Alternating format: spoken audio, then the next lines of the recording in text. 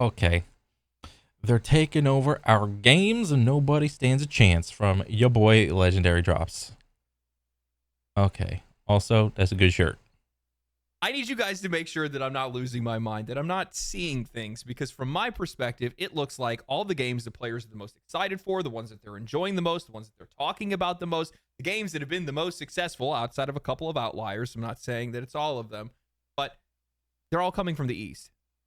Elden Ring, Pal World, Tears of the Kingdom, Armored Core 6, Monster Hunter, Resident Evil, Black Myth Wukong, Space Marine 2, Marvel Rivals, Final Fantasy, and I already know that I'm going to enjoy Stellar Blade once it releases on PC. Now, I'm not saying Mm. that all Oh, I forgot about Stellar Blade. That was only PlayStation 5 exclusive, or maybe it's 4 and 5. I don't remember, but it's only on console currently. Bro, when that shit comes to PC, whew. Eastern games are great and all Western games are bad. No, there's definitely there's a handful of good games in the Yeah. West. Believe me, I put 400 hours into Baldur's Gate 3. But with that said, the list is very short Yep. on the Western side of things. And I think this is something that the vast majority of the industry doesn't want to discuss, especially games media, because, well, it means that they're losing relevance. Good. Western games are losing relevance by extension. Western media then loses its relevance as well. There's been a cultural shift over the years where players are not being prioritized, but these Eastern studios are prioritizing those audiences. And as a result, because that cultural shift. Are they being prioritized? Or, I mean, well, like, understandably, a lot of those games you listed off, like, where are they made? Like, what the country of origin of the, like, are they all from China? Because if that's the case, like, I just don't really think that, like, all of the DEI stuff has taken much of a foothold in China as much as it does, or has in America. And because of that, like, it's not as pronounced in China or wherever over there. It's just the games just end up like not really catering to that specific audience. Um, it's like the most of the American games were warped because of that, because of like all of the was it the consultation companies of like Sweet Baby and all the other like things that were like that. And over there, those just don't exist, or they're not as pronounced. They don't carry as much weight, and because it's not there, they just kept on doing them. They just, if it ain't broke, don't fix it type of deal. Shift doesn't happen over there. Well, they're taking advantage of a situation and they are skyrocketing in popularity. They're gaining more players, they're gaining more influence, and more importantly, they're gaining more money, which makes them a major threat to the rest of the industry. We're talking about heading towards a world that has a heck of a lot more Black Myths and Marvel Rivals and a lot less Dragon Age the Veilguard and Concords. Yeah. It's not good for a lot of people in this industry, I'll tell you that right now, because, well, as these Eastern studios continue to be successful, as they're able to produce way more games than a lot of these Western studios because of the financial position many of them are in, well, their investors are going to turn around and ask them, why aren't you doing that? Good. They're going to say, well, we can't. I don't know. But before we get into that, Okay. Monster Hunter Wilds is right around the corner, and with it is coming some of the craziest PC specs I've ever seen required. So you guys could use today's sponsor, Starforge. I've been loving my new PC from Starforge Systems. It's incredibly quiet, sleek, and lightning fast. It's a way better build than I could do myself. Now featuring 5080 and 5090s. Holy shit. Are you serious, bro? Let me see. No way. Starforge. Last time I checked, the little, oh shit. Oh, there it is. There they are. How much are these guys asking? Cases, gaming, limited edition. Just give me the good one. Give me the V3, the Voyager's 3. What's this one? Is this the one? Is this the juice? Where's the specs one? Stuff, things. Where's it? Cable. There it is. And how much? Oh, okay. I mean, 5.5K. That ain't nothing. That ain't nothing. That's a good chunk. That is a decent chunk. Oh wow, and there's actually like a little payment plan down here. Honestly, being an adult, I would just do this. I mean, because you kind of learn as an adult like how your own habits are, most notably like with a phone, and how often like you personally drop your own phone and whatnot, and whether or not you can decide to like just pay for it outright or do the little monthly installment things or get the insurance. And it's like I don't know about you guys, but like me, like I don't ever drop my fucking phone. Well, for the most part, that's why I got this damn rubber doodad. Anyway, I could probably do that little monthly payment plan because I'm just like, I take good care of my shit. I'll do that little monthly payment plan. Fuck it. But I was actually thinking about like upgrading. So, I mean, I'm still rocking a 2080 and shit. So, whatever. They've got something for everyone. They got Horizon PCs, which are great for your everyday gamer, much more affordable and just great for a first-time user or even experienced players. You can kick it up a notch. Go into their Navigator series that are packed with next-gen components, giving you some truly high-end performance. Oh, shit. But if you're a content creator or an enthusiast, look at all that like me, water well, cooling and Voyager series stuff. has everything that you're going to need. StarForge has a ton of incredible customization options with PCs inspired by popular games like Terraria and old-school RuneScape, anime like FreeRen, and even their own original designs. And if you really want to customize, they got limited run designs, plate lights, desk mats, and even posters to match your setup. Every PC is hand-built in Austin with premium quality and attention to detail, plus a 2-year parts. Where's the one option where it's just like a black box, like a super powerful black box? I don't need a lot of lights. I just need like performance. Where's like the performance only option? I don't need posters. I don't need pictures, even though they're nice. It's nice to, give the real artist like a bone, throw him a bone instead of like just generating some AI bullshit, whatever. That's nice. But what if me as a consumer, what if I just want like a small, powerful, affordable black box? Where's that option, Starforge? Get to it. And labor warranty. StarForge Systems, premium quality, white glove service, and all of it at an accessible price point. Follow the link in the pinned comment or the description below and check out StarForge Systems and find the PC of your dreams. There is a clear divide between games made in the East and those made in the West, and I found myself enjoying more Eastern games more and more. And what's kind of funny about Armored Core 6 is like it's a game about robots. You're just playing a game about robots. I mean, understandably, there's like humans piloting that shit, but you never really see the humans. It's all about robots. And I know that I'm not alone. You don't have to look that hard to see the difference. Eastern games are thriving while Western titles are drowning in complaints, controversy, and creative stagnation. These studios and publishers get it. Culturally, they get it. They understand what players want, and they're delivering it without compromise. I boot up Monster Hunter, Black Myth Wukong, Final Fantasy 16, and it feels like peak is the only thing that they care about. They want you to experience something that is unforgettable. They want you to be blown away by the scale, spectacle, and raw excitement. I'm tracking down monsters, and I'm fighting them and crafting armor out of their bones in Monster Hunter. Their developers painstakingly research ecology to make sure that they can create a realistic ecosystem that feels alive, while at the exact same time, they're not making that their only priority. They're also delivering stylized combat that you'd only find in anime. That you would only find in Capcom. Well, not really, but like Capcom has like a very specific style of combat and button scheme that I am quickly realizing going in playing Devil May Cry 5 that a lot of the sword gameplay in DMC is like kind of, but not really, but kind of transitive in Monster Hunter with like even the button scheme.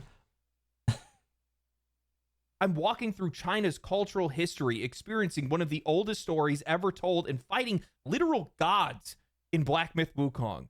I'm experiencing political upheaval and a world-ending crisis in Final Fantasy 16, but every moment builds to something bigger. The stakes, the music, the sheer unrelenting spectacle. I go from trying to find the truth to fighting a dragon in space that is about to unleash a laser to... What the hell was this?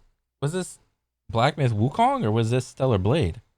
Destroy the world. Then we look at games like Ninja Gaiden, Resident Evil, Stellar Blade, an entire industry of gacha juggernauts unapologetically delivering cool, badass, and attractive characters. These studios are not afraid to give players what they want. Whether it's over-the-top action, ultra-stylized designs, or characters that are as powerful as they are attractive. Western games, well, they've been moving in the opposite direction. The androgynous, desaturated, corporate-safe designs that plague Western titles, nobody's asking for that. Certainly not the players, certainly not women. I see countless 2B cosplayers, but, I haven't seen a single person willingly Oh, he's not gonna say Tosh, really? dressing up as Abby from The Last of Us Part 2.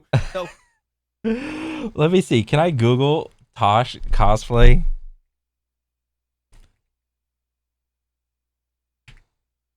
Hopefully I don't get got. Let me see quickly off screen. How do you is Tosh with 2 A's? Let me see. Oh, they're there. Let me see. They're kind of there, but like, here's the weird thing. Is that okay? It's not even that bad, like at all. So, okay, all CG. Wait, where did it go? Uh, you have like a Tosh cosplay, but it's so weird because it's supposed to be masculine and feminine at the same time. But you look at the entire cosplay, for the most part, the cosplay industry, most of them are girls. Yes, there's a couple dudes, but like they're mostly very extremely feminine girls.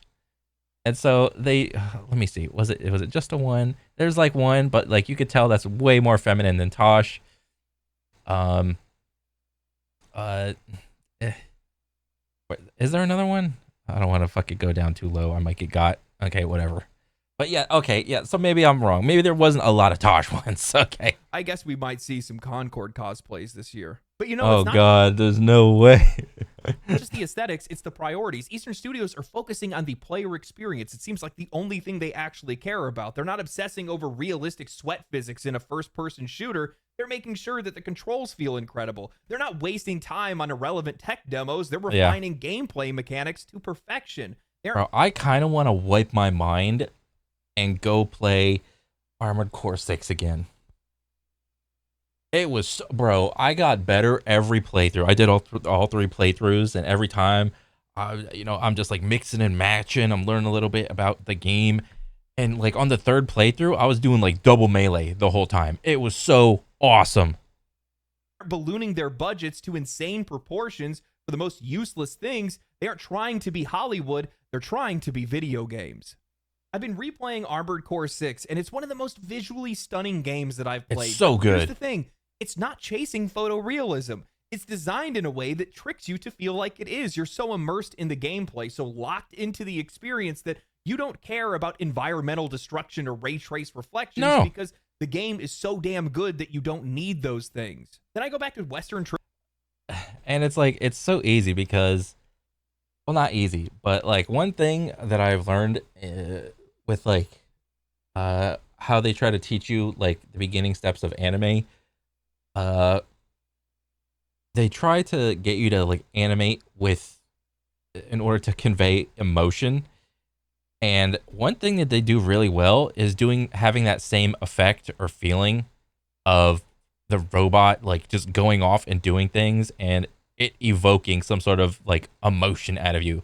It feels absolutely crazy good whenever you're like just zooming towards someone and just blasting lasers or rockets at them, and then you got like all the movement like lines all around you. And even more so in that one level where you have like infinite stamina and you're versed in like, well, I don't want to spoil it, but you're versing a character, but like during it you have like infinite boost. That feels absolutely sick.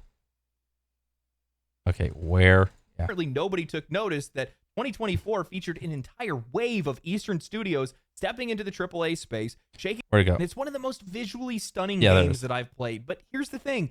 It's not chasing photorealism. It's designed in a way that tricks you to feel like it is. You're so immersed in the gameplay, so locked into the experience that You don't care about environmental destruction or ray trace reflections because the game is so damn good that you don't need those things. Then I go back to Western AAA games, and what do I get? A checklist simulator or a tutorial that assumes that I've never touched a controller before, a protagonist that will not shut up constantly.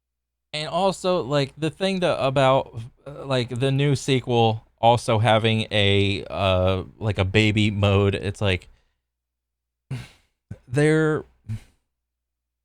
stuff like that is okay in a game, even if it's a sequel. There are understandably completely new players getting introduced into a franchise on like the 4th or 5th installment of a game, not having played the other ones because they're simply like too old, too dated, or they can't possibly fathom going back and playing those games to play the new one. And yeah, like that's a thing. Like new players like having like just starting the new Dragon Age, all right? That's 100% a thing.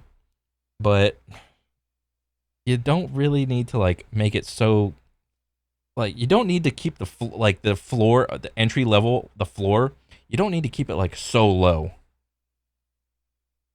Constantly telling me what to think and what to feel. A game world that exists only to make a point, not to be explored. And their obsession with open world bloat, because why make a game feel big when you can make it look big? Western. Oh, I hate fucking open world bloat, bro. That was like the main detractor for me in Dragon's Dogma 2. Holy crap.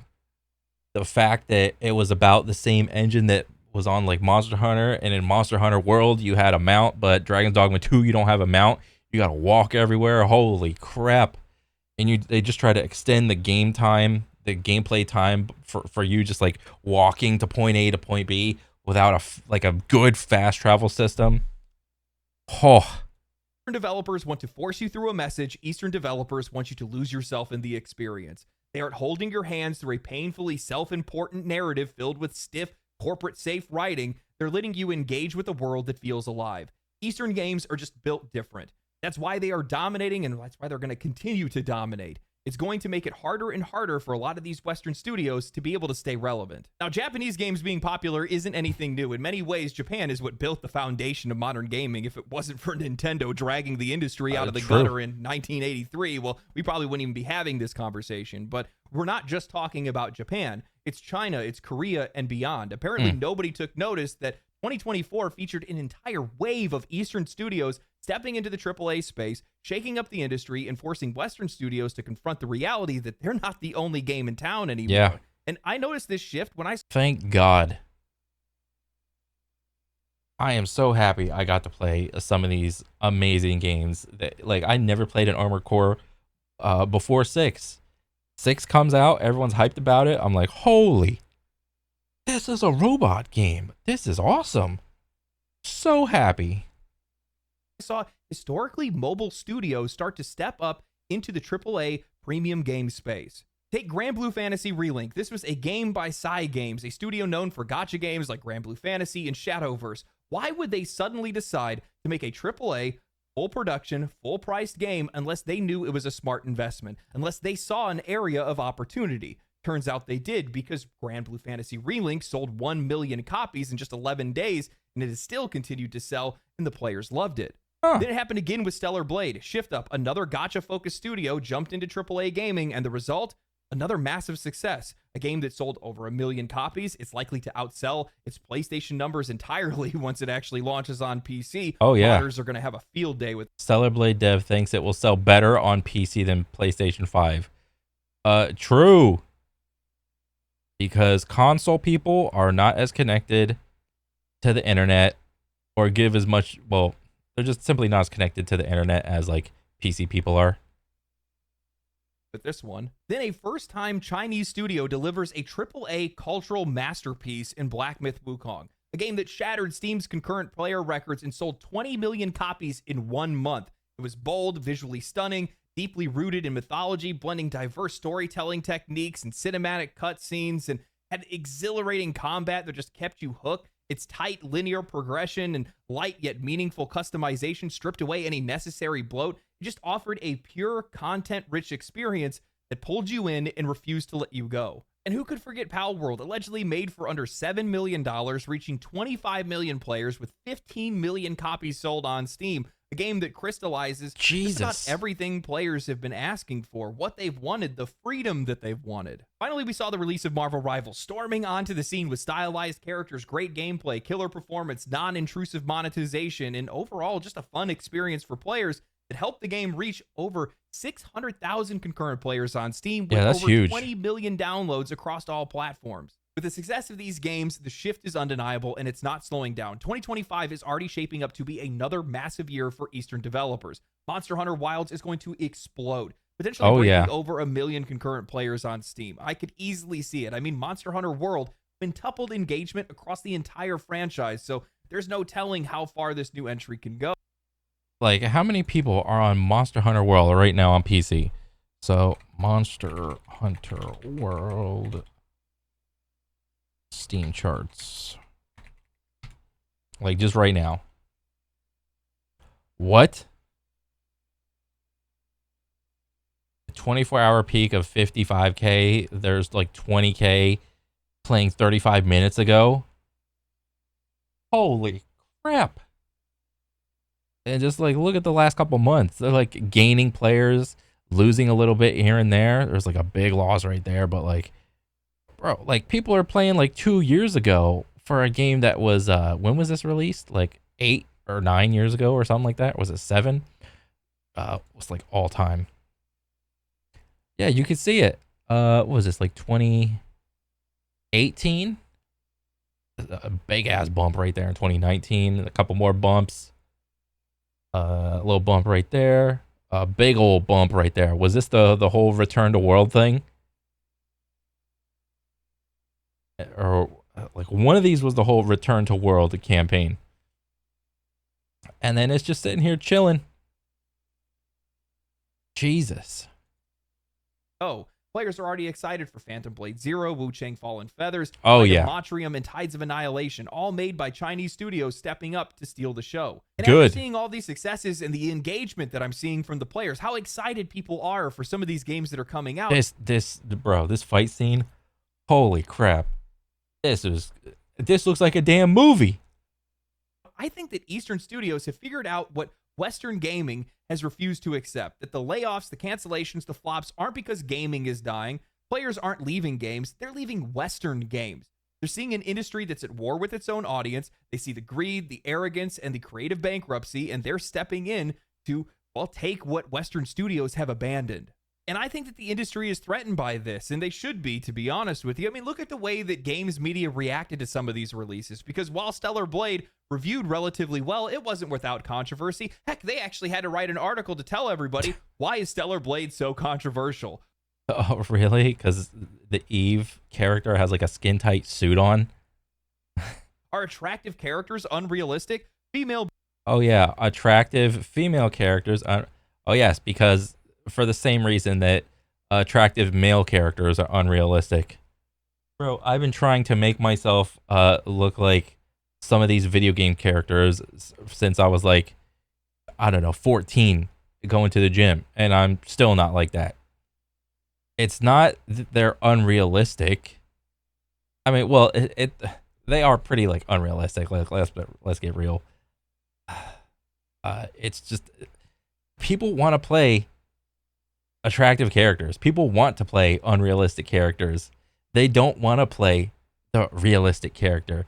If they want to play, like, if they want to be brought back to reality, they would just go back to Walmart and go pick up some milk or some eggs or something. They can't even do that.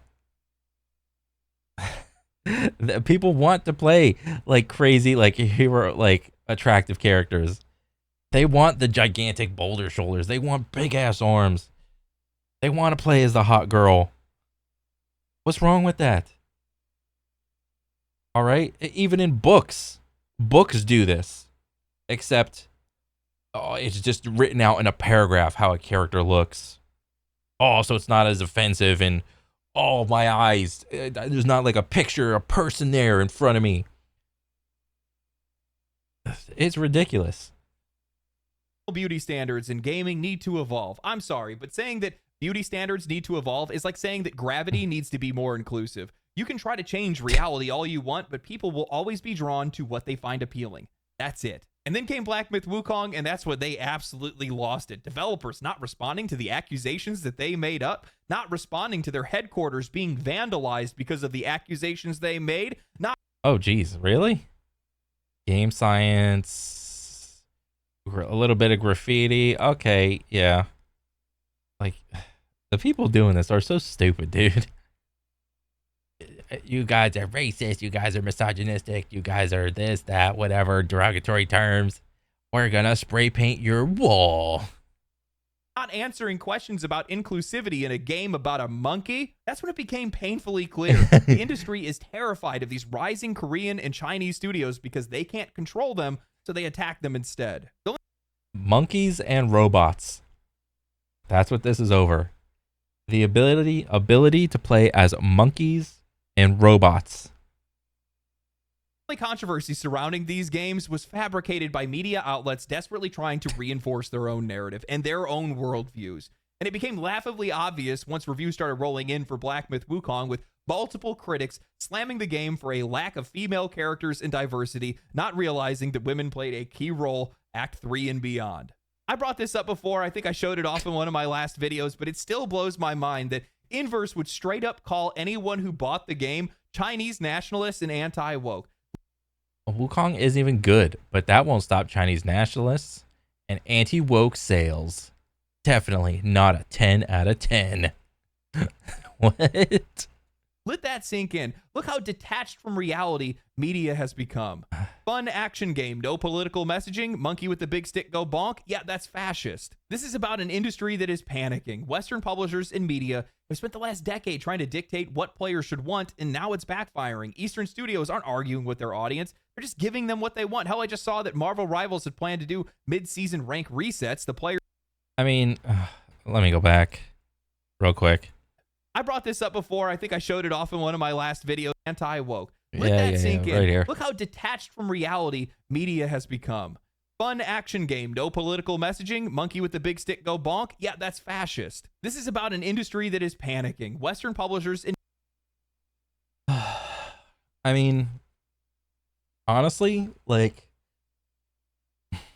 Okay, so one question I would ask is, where did some of these Western companies get their money in the first place? Yes, there's like investors, but there's also like grants and stuff that they can apply for from like the three-letter organizations and stuff like that. And those little grants or whatever come with like stipulations. So who paid all that money? Well, that money came from like taxpayer dollars. And so not only do they get your money once, they can possibly get your money again if you buy the game. So it's just crazy to me that, like, I don't even know where the fuck I was going with this. Oh my God. I mean, I could like talk about like a deeper thing of like propaganda and shit like that, but I don't really feel like it. In media have spent the last decade trying to dictate what players should want, and now it's backfiring. Eastern studios aren't arguing with their audience. They're just giving them what they want. Hell, I just saw that Marvel Rivals had planned to do mid-season rank resets. The players said no, and Marvel Rivals just said, oh, okay, that's fine. I think that's what a lot of the Yeah, industry I has saw gotten that. away from. Not what games should be about, not what games should be, but who games are for. Eastern studios, pretty much across the board, are just doing a better job at recognizing what players want and are giving it to them. That's what you need to do to succeed. A lot of Western developers and media are just so caught up in today's events and politics that they're forgetting that players are playing games to escape from that. Eastern games are thriving because they're not chasing trends or politics. They're chasing timeless experiences. They're crafting worlds that players want to revisit years from now, not just ones that are going to give you Twitter engagement for a few weeks before fading into irrelevance. Just the topical nature of Western games is already a death sentence. I mean, honestly, what has a longer lifespan on X? A good game or a bad game? I don't know. It's hard to tell, to be honest, of what stays around longer.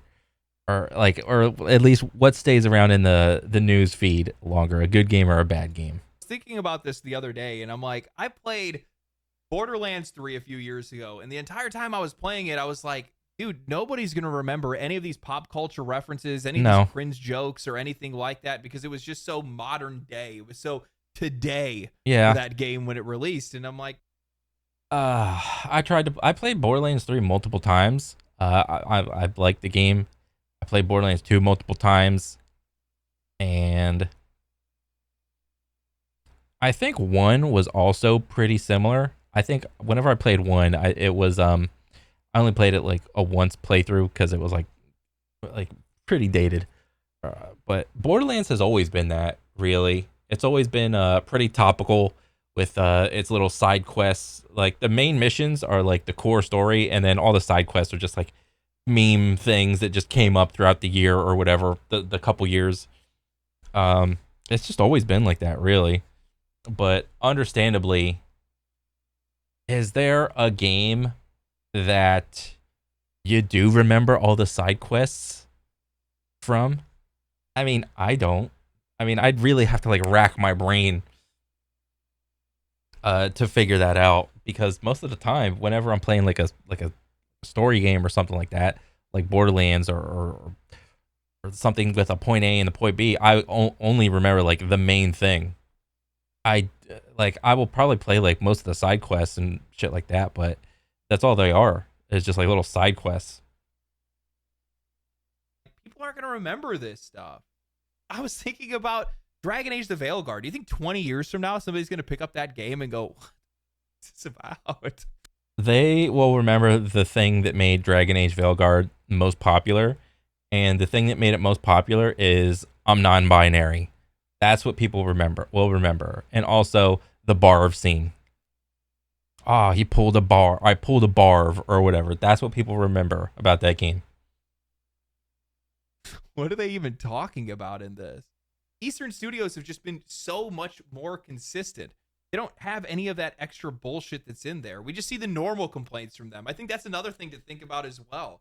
When you think about some of these Eastern Studios, the vast majority of controversy that surrounds them is the normal stuff. Day one performance, patches, expansion content, microtransactions. I want to go back to those days, man. I'm getting sick and tired of talking about some of these issues with some of these Western games. Yeah. You don't see their developers, their mentally ill developers, going on Twitter and having a meltdown to keep their politics and their opinions out of their games and out of the public eye, and they just focus on doing their job. They let their I mean, I don't really see a lot of like Chinese people or Japanese people on fucking X to begin with, let alone Japanese game developers.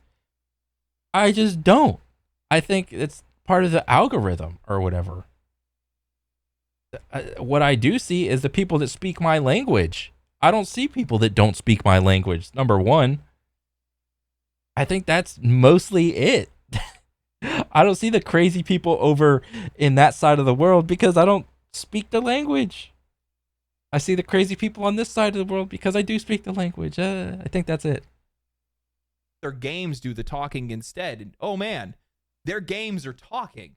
You know, it's been a while since I've done a review. I need to do a review. I've been playing Armored Core 6 again. Because it's good. And it is insane how good that game is. It is. Did you do double melee yet? It's absurd. Double melee, bro. Double melee is the way. You go, what was it? Do Lance. Or I wouldn't do that fucking like big charge blasty thing. Go Lance and then like your normal base sword. That shit was goated. Absurd how good that game is and how little spotlight it got. The players that loved it, they loved it. The players that don't haven't played it yet. Mm-hmm. It's so beautiful, but they don't do anything like trying to make sure that I can see my reflection in the visor of an enemy mech or anything like that. Yeah, that don't matter. They don't waste a bunch of time and money and resources on all these weird fidelity things that just aren't necessary for a game like that. They just make it tight controls, incredible gameplay, really good story. Heck, it's one of the best stories that I've experienced in a game. Really? I couldn't really tell you anything about the story of Armored Core 6. I played that shit 3 times, dude. Like, Let me try to remember. It was about some a resource that they were trying to extract, but fuck. And then you had like a buddy, and the buddy did some things. In the beginning, he was your buddy, and then as the game went on, he wasn't really your buddy. But like, oh, it's kind of spoiler or whatever. Like, eh. Game over the last few years, outside of a couple outliers, of course, there's some really good ones that are out there, but 90% of it was from text. Like it was just a pop up on screen and a voice, and that was it. No cutscenes or anything like that. And that was a critical critique of the game, that people at least wanted like some sort of cutscene, some sort of visual. They didn't want to be told the story like through like yeah, it was great. It was like voice acted and like all text and shit like that. And it was essentially the entire story was done like in the garage of your little like robot bay thing. That was where most of the story took place. And then a couple parts like during the mission. But it would have been cool to have like a little extra cutscenes and shit like that. Wasn't necessary. They didn't need that because they just focused on it being pure gameplay. And man, is it so good. Yeah. That's what players want. That's what these Eastern studios have been delivering. No nonsense, all gameplay. And what's crazy is that the PvP experience for that game also had a very extended lifespan.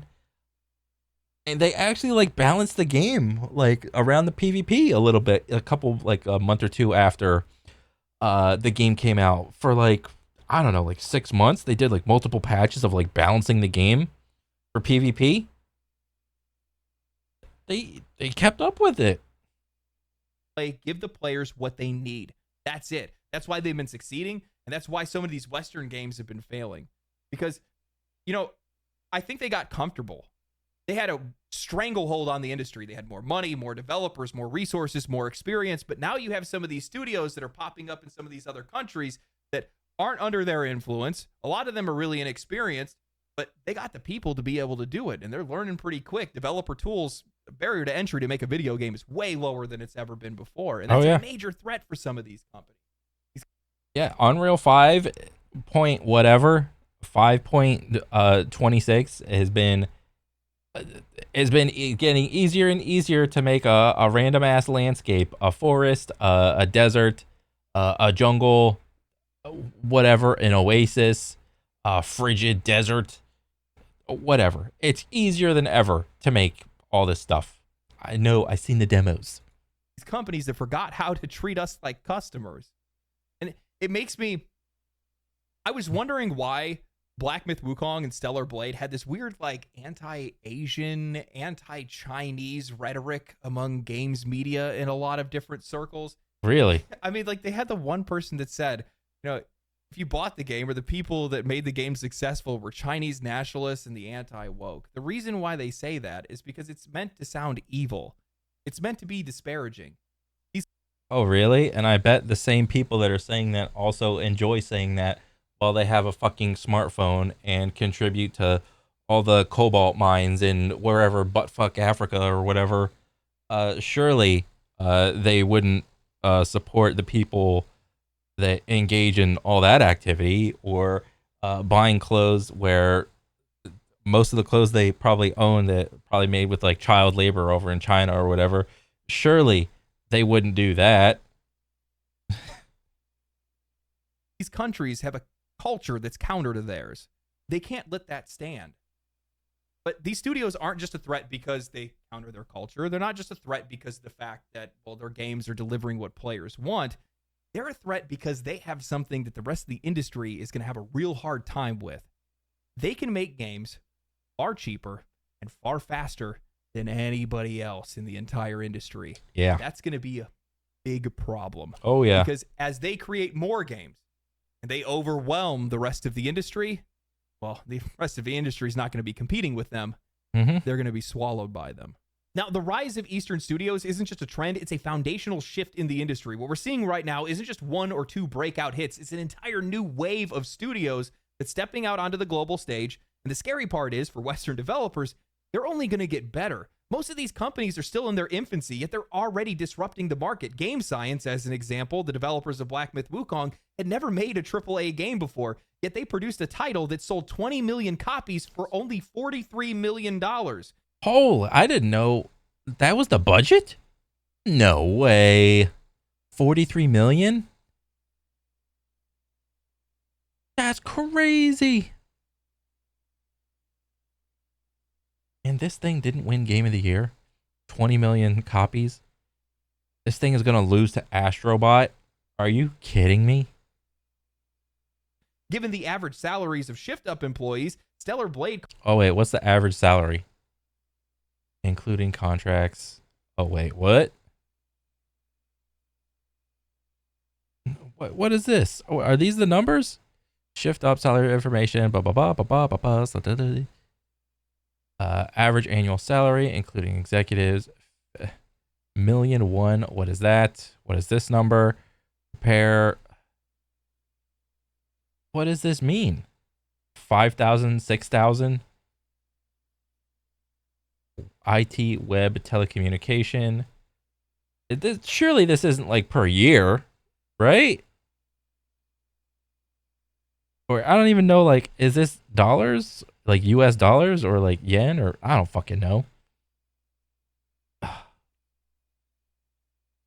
Cost an estimate between $40 to $50 million. Now imagine what these studios can do once they gain some more experience, more funding, and a deeper understanding of the global market. Yeah. Unlike many of these Western AAA studios, which have been floundering despite decades of experience, these new developers aren't starting with bad habits. They're building up from a lean, focused, and player-driven approach. And you know, it wasn't always like this for Western studios. Like in the beginning of video games, like the PS2, Xbox era, all of the Western devs that we hate today, we used to love. They all had to, you know, start very lean, very player-focused. They had to build up their reputation. All right? Like, it's just given enough time. All these, like, developers just got either bought out or they just been around for a while, and we have what we have today. That was the evolution. I mean, and honestly, a good question is, like, are all the Eastern developers going to go through the same pattern that all the Western developers did? You know, they start lean, start good, player-driven, all this other shit. And then is it going to come to grips? Like, are they going to go through the same thing? I mean, shit, I hope not, because I like all these games that they're coming out with. One of the biggest advantages for a lot of these Eastern studios is just cost efficiency. The Western gaming industry is drowning in ballooning development costs, with AAA games exceeding $200 to $500 million budgets.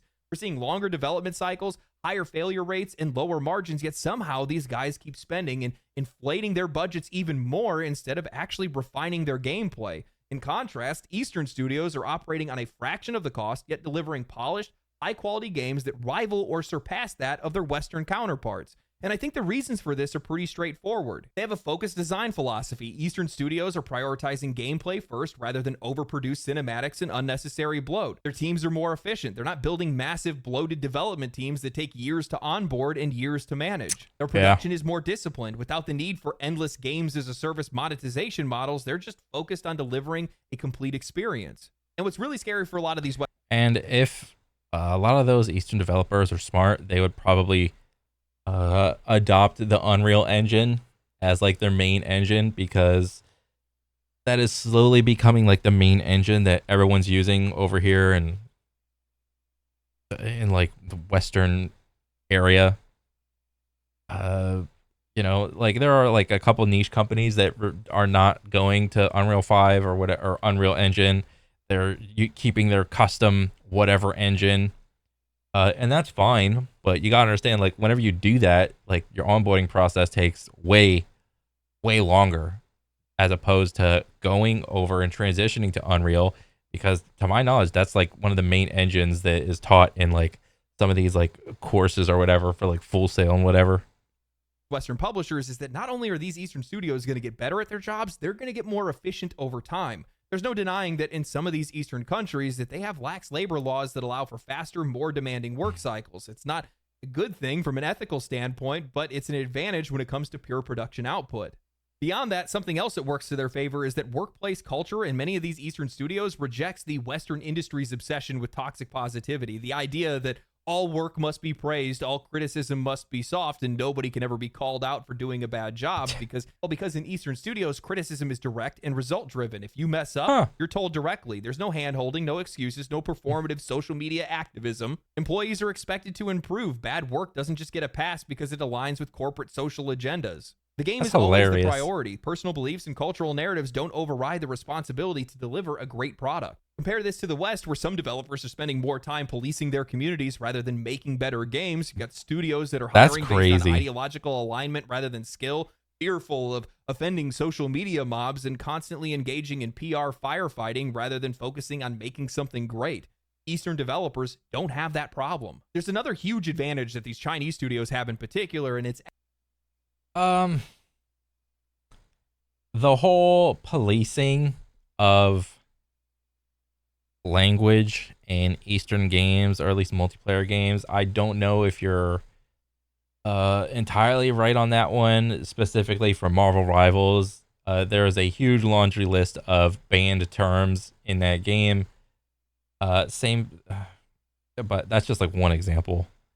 Or like in a multiplayer game, like there is policing of language in a lot of those games.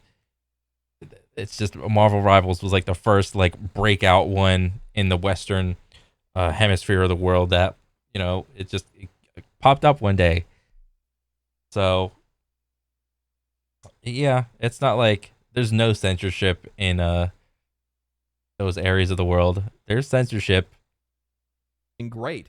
Eastern developers don't have that problem. There's another huge advantage that these Chinese studios have in particular, and it's access to one of the largest gaming markets on the planet, while Western studios don't. Many Western AAA games don't release in China due to strict censorship laws or a lack of appeal to Chinese audiences. That artificially handicaps Western studios, while Chinese studios have no problem releasing their games both domestically and internationally. Look at Black Myth Wukong. 75% of its sales came from China alone, yet it still pulled in millions of Western players. Now imagine what happens when a Chinese studio makes a game that's even better, with higher global appeal, and also at less than half of the development cost of a Western AAA game. That's where things get really dangerous for Western developers. These developers aren't just a threat because they're making games that players want. They're a threat because they're only going to get better at it. They're going to get more experience. They're going to get more funding. They're going to learn from their mistakes. They're going to make games faster, and they're going to make them cheaper. Western studios can barely... Really? I mean, are they? I mean, that wasn't really the pattern with Western game developers. Maybe it was for like a time, but like if we fast forward to like modern day, I mean, we just got done saying that like games are now taking longer to make and with budgets that are like absolutely crazy. Like, what would make you think that it's not going to go the same way as Western developers? Keep up as is, and they're already at a financial disadvantage. The fact that Eastern studios can produce high quality games at a fraction of the cost and twice as fast is likely going to create an entire industry shakeup. If a Western studio needs $300 million in 6 years to make a game, but an Eastern studio can do it for $50 million and in half the time, who do you think is going to win in the long run? While many may see this as spelling doom for the industry as we know it, I see it as a rebirth and potentially the start of something greater. Bigger Western studios will be forced to do better, to be better. They'll have to be smarter with their spending, focus on the right things, and going back to paying attention to the audience and meeting the needs that aren't met. Sure, some studios are going to get caught in the undertow, but many studios are going to restructure and reprioritize, and with the rise of some of these Eastern studios, it's going to come new perspectives on how to make games, how to create new genres, and how to create customer satisfaction. I mean, honestly, I would probably say that we are going to see an oversaturation of, I don't know, whatever game type that is hot at the moment. We saw that with Battle Royale and all the like BRs that came after like Fortnite started popping off, not after Fortnite, but like we had H1Z1, PUBG, and then Fortnite, and then a bunch of fucking like spin-offs of that. I mean, right now we are in a like the golden era of Souls-like type games and like sword games, and like you got a bunch of sword games coming out the next year, which is great. There's nothing wrong with that, but are you prepared for like 5 or 10 or 20 more years of Souls-likes? You don't think you're gonna get bored of that? I mean, I doubt it. You know, one of the things I brought up in my review of Black Myth Wukong was how appreciative I was of being able to learn more about Chinese culture. A lot of people outside of China have little to no context on its legends, history, and mythology. Many Western audiences just have a surface level understanding at best. Vague concepts like the Great Wall, dynasties, and martial arts. Games have the power to change that. Black Myth Wukong wasn't just a game, it was a bridge. It introduced millions of players to a rich cultural history that they may have not have explored otherwise. And this is where things get really interesting for me, because while exposure to new cultures through art can be a beautiful thing, China's gaming industry isn't just any industry. It operates under the watchful eye of its government. And that comes with baggage. No references to Taiwan, Tibet, Tiananmen Square, no sensitive religious or political imagery, no blood, suggestive themes, or excessive brutality. This isn't just speculation. Like, what I want to see is like a Black Myth Wukong type of game for like a lot of other countries. Like, understandably, Black Myth Wukong is just like a mythology thing. Like, show me some mythology, like some cool ass mythology stuff of like other countries, and just make a game out of it. That would be something interesting I would want to play. Western companies have already censored themselves to stay in the Chinese market. Blizzard suspended a Hearthstone player for supporting the Hong Kong protests. Hollywood that was a meme. Regularly edit their films to appease China. Yeah, the before and after. This is the American one. That's the American one. Right there, you see John Boyega. And then over in, was it China, you got to put the mask on, and then they shrunk down John Boyega. He's like, oh, kind of tiny. You can barely kind of see him. Chinese censorship. NBA teams scrambled to apologize after comments supporting Hong Kong went viral. Hell, there's a ton of things that you can't even say in Marvel Rivals in-game chat. Yeah. I know a lot of people are going to have concerns about China's growing influence in the gaming industry. We're all aware of Chinese censorship, propaganda, and soft power strategies, so it's understandable to wonder whether gaming is going to face that same fate. But call me an idealist, I think that China's success in gaming might actually lead to a crack in that armor. We're already starting to see signs of that shift because what would that lead to? Like, a lot of the, I don't know. It's hard to say, because like a lot of the bullshit that we criticize China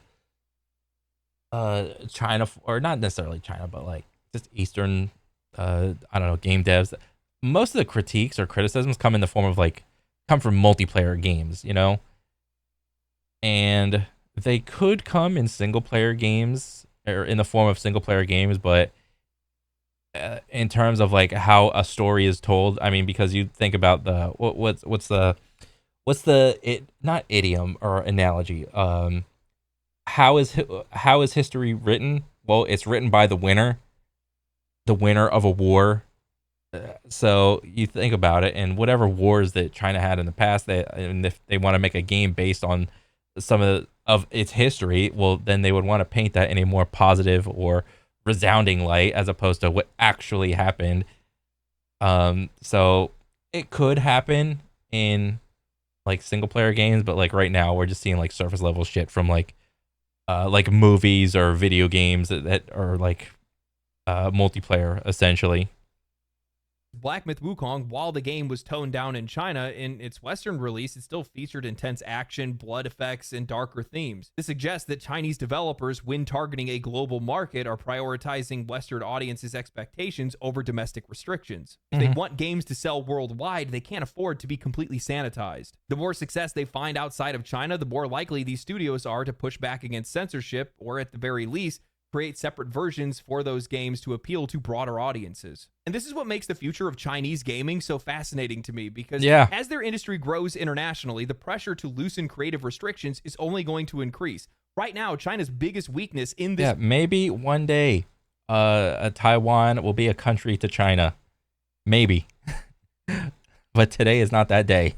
Market is its own government-imposed limitations on creative expression. If their developers want to compete at the highest level, they have two choices: either ease censorship to stand alongside Western and Japanese studios, or remain shackled by their government oversight, preventing them from ever reaching their full potential. For all the concerns about censorship, market influence, and industry shifts, there's something undeniably exciting about what's happening. Gaming is evolving in a way that we never could have predicted, and at the center of it all, well, we're witnessing a genuine cultural shift, one that could reshape not only the industry, but the way that people from vastly different backgrounds engage with one another. People love to dismiss gaming as a pastime, but in reality, it's one of the fastest growing industries in the world. It's already overtaken movies, television, and music, and not just in revenue, but as a cultural influence. And with that influence comes power, the power to bridge gaps, to change perceptions, and to... And you better believe it's going to get even more influential when GTA 6 comes out, because all of the news heads, probably on both sides to be honest, are going to all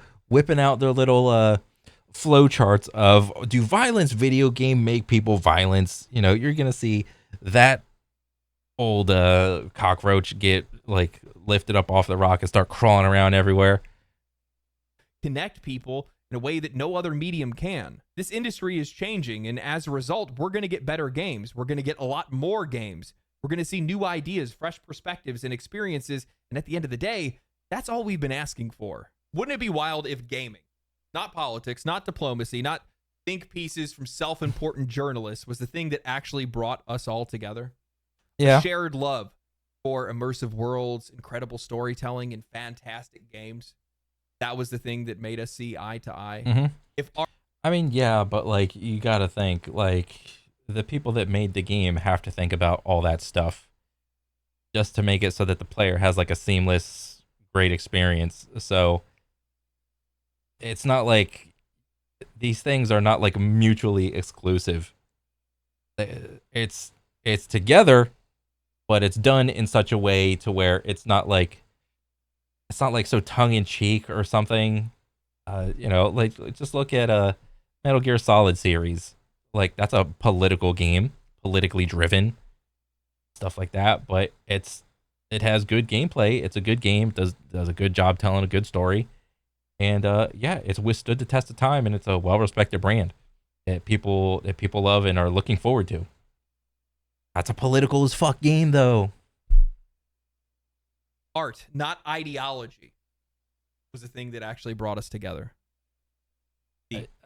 Art, not ideology. I mean, in an ideal world, yeah, sure, but like, we have to live in reality, and all those things are present in all the video games that we do play. It is what it is, man. I know. It's the last time that you guys are going to get anything positive from me for at least a few months, starting now. See, this... Bro, Wilds is going to come out, and you're going to be all bleeding positivity about Wilds, okay? This is the reason why I was so upset that these studios never got a fair shake from Western journalists. It bothered the hell out of me, because I viewed this as a reawakening. Well, I think... Don't you have like a bunch of videos just shitting on Western journalists? So why would you even want the opinions of Western journalists to begin with? Why would you even value them when you've made like a ton of videos shitting on them? It's like, if you don't like Western journalists giving their 2 cents about like Eastern games, then don't give a shit about them at all, ever. Like, just let them go. This as a second chance for the industry to get itself back on track, because I think that's exactly what we're going to see. We're going to see games going back to doing what they used to do before, which is connecting people, which is delivering an experience that customers are looking forward to, helping us escape from the world and all of the bullshit that's around us. And honestly, there's so many good things that can come from this. I feel like I've only scratched the surface of some of it. If you think about it on a much broader scale, if you have all these companies that are out there, all these Eastern studios, especially if we're looking at like China and stuff like that, they're going to be able to make games faster, cheaper. We're probably going to get games cheaper because they're going to flood the market. And if these games are good, that's even better, because if they're flooding the market with good games, what ends up happening is, well, there's just, I don't know. I think it's hard to tell. Like, it's just too hard to tell. Like, yes, they could flood the game market with good games, but then that becomes the new standard. So then you only really perceive a good game when it is like like somehow leaps and bounds just better in some way, shape, or form than the rest of whatever you were playing. I don't know. Is it a case of that all those good games will just become your new standard, and then we just go into like complete, total, utter saturation of like all? It's just gonna be like a cycle again of like, oh, there's nothing to play. Meanwhile, there's actual like compared to like maybe 10 years ago, there's like everything to play. But since our standard of like gaming is like such like increased, it's like, oh, this is all bullshit. Like, is that gonna be the future? Supply goes up, demand is down. The prices are going to have to come down to meet the demand. We're going to see less microtransactions or cheaper microtransactions, I would hope. We're going to see game prices fall a little bit. We're going to see some of these studios tighten their budgets, tighten their britches a little bit, and actually start spending money the right way on some of these games. There's a lot of good that can come from this. And the crazy thing is that we're only seeing the first wave of some of these games. They just announced the Tides of Annihilation. I wrote that one down. Oh yeah. That just came out of nowhere. And I think we're probably going to see more of those come out this year, more of those random announcements. Oh, hey, by the way, here's another game that looks wild out of nowhere with top tier quality. What is this? How does this even happen? And the next year is probably going to be even crazier. I'm blown away by it. Look at the sheer volume of Eastern games that just came out of nowhere last year, and then now they're doing it again this year. And they're probably going to multiply it by next year. I wouldn't doubt it. Especially because they've seen how much money these games can make. Black Myth Wukong brought in a ton of money. I mean, yeah, but like, look at,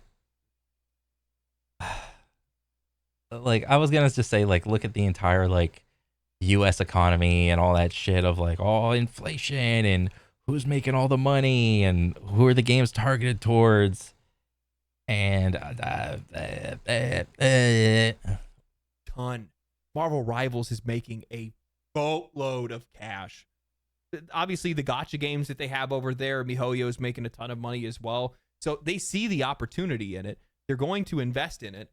And by extension, we're just going to get more games and likely better games because they're going to see, oh, well, games of this scale, games of this quality are what actually, sell. So that's what we're going to go ahead and make. Oh, the players like this thing, we're going to go make that. This kind of loops me back to this video that I'm planning on doing relatively soon about copycat games, where you're seeing some of these studios take premises or games that, well, other studios have that they may have not done a very good job with, or they haven't handled its success very well. Overwatch being a really good example of that. I also think that Light of Motrium game is probably going to be relatively disruptive. What if, just a what if scenario, what if the game that Horizon's tried to come out so many times that it always ends up not doing very well, mostly because it always ends up dropping in the window of some major release right next to it or whatever it might be. I also just don't think people are really all that interested in Horizon. I don't really know why. I think the premise is really cool. Maybe it's just the character. Maybe it's... I have no idea how Horizon gameplay is. I just know like red hair girl with like spears and bow and arrows versus like cyber dinosaurs in like open plains. It sounds cool. And it actually it sounds like a kind of a it kind of sounds like Monster Hunter in a way, because I can look at like some of like just the set pieces or whatever, and it I don't know, like it's got a good concept, but there's just something where I don't know what it is. I was just never that interested in playing it. Like it looks cool, and I like honestly, if I won the lotto and I could quit my job, I'd probably end up go playing it and shit like that, just to see what all the hubbub's about, why people like it, why people don't like it, and all that shit. I don't know. It's PlayStation. I don't know what it is. Like the players that like it, but on a broader scale, for a broader audience, the vast majority of people just aren't interested in that IP at all. But then you have this Light of Motrium. Same premise. Just throw in some Elden Ring-esque fighting mechanics and things like that. Throw in some mounts and whatnot. And players are going to eat it up. Yeah. There's something to that. We'll be talking about that soon. Oh, anyway, shit. Hope you guys enjoyed the video. Copycat games. Enjoy the video. Like the video. Subscribe to the channel. Share it with your friends. Share it on social media. Spread my soft power and influence. Stay cool. Stay righteous. Stay safe. Catch you guys in the next one. Family. All right. Good stuff. Yeah. The wave of Eastern video games in the Western Hemisphere is here. We are in the golden age. In the beginning, all these games were awesome, and we are not yet saturated with them, so we can still play them. And what the fuck? You tried this thumbnail? Oh, that's funny. That one didn't really work. Whatever. Oh, it kind of did. Whatever. Yeah. Hopefully, I don't get tired of any of these Eastern games. Somebody like make some like transcendental FPS games that comes from like an Eastern country, please. I mean, I'm digging the action combat, the Souls like, the Elden Ring like, whatever. I dig it, but like, let's make a good FPS one or like a third person shooter one. You know, give all the aim bros something to chew on. Okay, that's enough bitching. Okay, good video. And as always, another banger. That's pretty much it for me. I'll catch you guys on the next one. All right, later.